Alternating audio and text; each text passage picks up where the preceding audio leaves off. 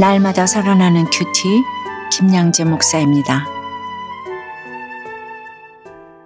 오늘 큐티인 말씀은 예레미야 11장 18절에서 12장 6절까지입니다. 하나님 아버지, 원통한 일을 당할지라도 주께 기도하길 원합니다. 말씀해 주시옵소서. 듣겠습니다. 원통한 가운데도 주께 기도하려면 첫째, 하나님이 알려주셨음을 알아야 합니다. 18절에 여호와께서 내게 알게 하셨으므로 내가 그것을 알았나이다. 그때의 주께서 그들의 행위를 내게 보이셨나이다 라고 해요. 앞에서 예레미야는 하나님께 선택받은 유다 백성이 하나님을 버리고 우상 숭배를 함으로 하나님과의 언약이 파기되었다는 사실을 지적하며 그 때문에 심판을 피할 수 없다고 선포했지요. 그러자 아나도 사람들이 예레미야를 죽이려고 음모를 꾸밉니다.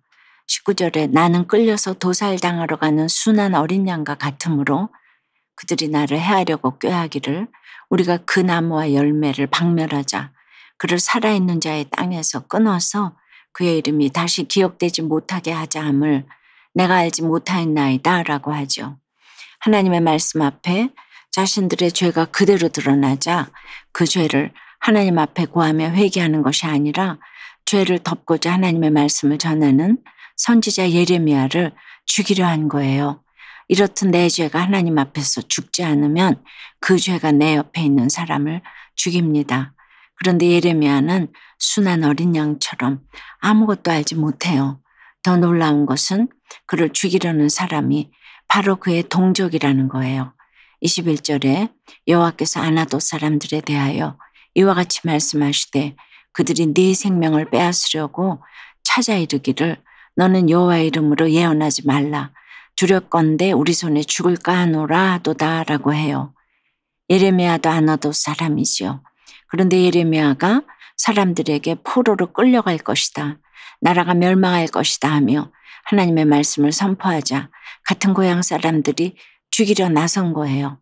자신들은 절대 망하지 않으리라 여기기에 교양 있는 척하며 뒤로는 사람을 죽일 궁리를 합니다. 예레미야는 이 모든 걸 전혀 모르고 있었지만 18절 말씀처럼 여호와께서 그에게 알려주십니다. 예레미야는 이 사실을 알고서 어떻게 했나요? 하나님 말씀 전하는 걸 그만두고 멀리 도망갔나요? 아니죠.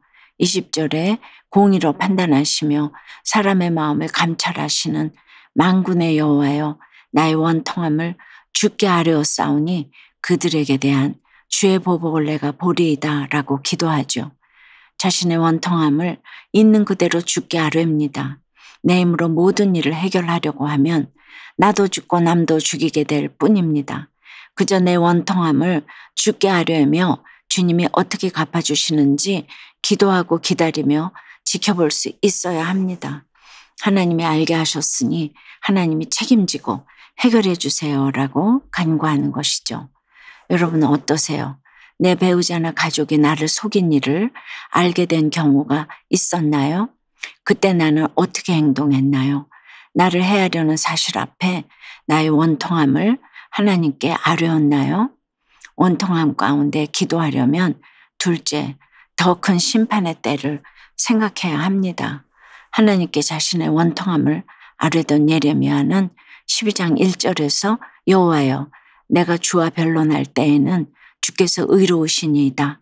그러나 내가 주께 질문하옵나니 악한 자의 길이 형통하며 반역한 자가 다 평안함은 무슨 까닭이 있니까? 라고 해요. 앞선 11장의 마지막 23절에서 아나도 사람에게 재앙이 내리는 때가 지금은 아니라고 하시는 하나님께 아니 왜요? 라고 질문하는 것이죠. 하나님의 말씀을 전하는 자신은 이렇게 죽을 위기에 처했는데 자신을 죽이려는 악인은 왜 형통한지 여쭙는 것입니다. 이것은 우리도 종종 하는 질문이지요. 만일 하나님이 정의와 공의를 사랑하시고 이 세상에 선을 사랑하고 악을 미워하시는 하나님의 통치를 받고 있다면 어떻게 악이 성행할 수 있나요? 왜 하나님은 악인이 번영하는 것을 그냥 지켜보십니까? 라고 묻는 거예요. 시편 73편을 쓴 아삽도 내가 악인의 형통함을 보고 오만한 자를 질투하였음이로다. 그들은 죽을 때에도 고통이 없고 그 힘이 강건하며 사람들이 당하는 고난이 그들에게는 없고 사람들이 당하는 재앙도 그들에게는 없나니라고 하나님께 묻지요. 그런 그도 73편의 17절에 이르러서는 하나님의 성소에 들어갈 때에야 그들의 종말을 내가 깨달았나이다 라고 노래합니다. 하박국서도 총 3장인데 1장에서 하나님께 1장 질문을 쏟아놓던 하박국이 3장에 가서야 잠잠해지지요. 예레미야도 4절까지 자신의 마음속 의분과 원통함을 쏟아냅니다. 이런 질문은 세상 가치관을 따라 이 땅에서의 삶만 생각한다면 답이 나오지 않지요. 세상 어느 것도 다 부조리하고 불공평해 보일 뿐입니다. 그런데 이 예레미야의 질문에 하나님은 5절에서 만일 네가 보행자와 함께 달려도 피곤하면 어찌 능히 말과 경주하겠느냐. 네가 평안한 땅에서는 무사하려니와 요단강 물이 넘칠 때에는 어찌하겠느냐라고 반문하십니다. 그 정도로 힘들어하면 앞으로 더 힘든 일이 다가올 텐데 어찌 감당하려고 그러냐 하시는 겁니다. 마치 칭얼대고 찡찡대는 아이에게 뚝 하는 것과 같지요. 그런데 이게 오히려 해결책이에요. 그 뒤로 예레미야의 하소연이 또 그칩니다. 더 큰 환난이 기다리고 있다니 정신이 번쩍 든 것이죠. 적용해 보세요. 내 주변의 악인이 형통함을 보고 그저 부러워하나요? 그 악인을 통해 내 죄악을 보며 애통해하나요? 비교와 시기와 질투로 생긴 내 속의 원통함을 주께 솔직히 아뢰며 회개로 나아가나요? 사람은 믿음의 대상이 아니다라는 말씀에 돈 욕심과 인정에 이끌려 사업을 시작한 잘못을 회개했다는 한 성도님의 큐티인 묵상 간증이에요. 저는 부동산 시행사업을 하고 있어요. 그런데 하루는 한 회사의 대표가 제게 함께 일하자고 제안했어요. 그가 여러 번 사업에 실패하고 사기도 당했다는 말에 측은했고 무엇보다 저를 이 분야의 전문가라고 치켜세우는 말에 기분이 좋아져 그와 같이 일하기로 했지요. 이후 저는 사업 현장을 점검하고 그곳을 정상화하기 위해 제안도 했어요. 원하는 만큼의 보수를 받을 수는 없어도 후에 사업장의 문제가 해결되면 충분히 보상받으리라 기대했지요. 그리고 청년 때 교회를 떠났다는 대표에게 복음을 전해야겠다는 생각까지 했습니다. 그런데 시간이 지나면서 예상하지 못한 문제들이 계속 발생했고 저는 최소한의 용역비도 받지 못한 채 일을 마무리하게 되었어요. 게다가 대표의 부탁으로 업무 대행사를 인수할 업체를 소개해 주었는데 대표는 제 의견을 무시하고 다른 업체와 일했어요. 저는 화가 나고 원통했지만 말씀을 묵상하다가 사람은 믿음의 대상이 아니에요라고 하신 목사님 말씀에도 12장 6절 말씀처럼 인정에 이끌려 잘못된 결정을 한 제 잘못을 보게 되었어요. 힘든 사람을 도와주고 구원으로 인도하겠다고 말은 했지만 정작 내 속에 가득한 돈 욕심과 기복이 있다는 걸 알게 되었죠. 이제는 형식적으로 큐티하지 않고 말씀을 기준 삼아 문제의 본질과 제 내면의 죄를 보기를 소망해요. 저의 적용은 업무나 인간관계에서 결정할 일이 있을 때 먼저 교회 공동체에 묻고 그 권면을 따르겠습니다. 사람들과 대화할 때 필요 이상으로 감정 소모를 하지 않겠습니다입니다.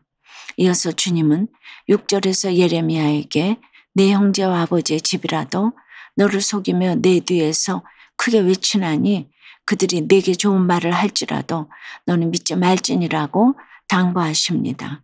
가족을 객관적으로 보고 철저히 말씀 앞에 홀로 서기를 하라고 요구하시는 거예요. 사람은 믿음의 대상이 아니고 사랑의 대상일 뿐입니다. 우리의 믿음의 대상은 오직 주님밖에 없어요.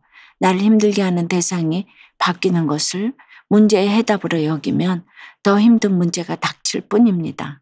매일 말씀에 순종하여 내가 변하고 믿음이 자라는 것이 다가올 큰 환난을 이겨내는 길입니다. 기도 드릴게요.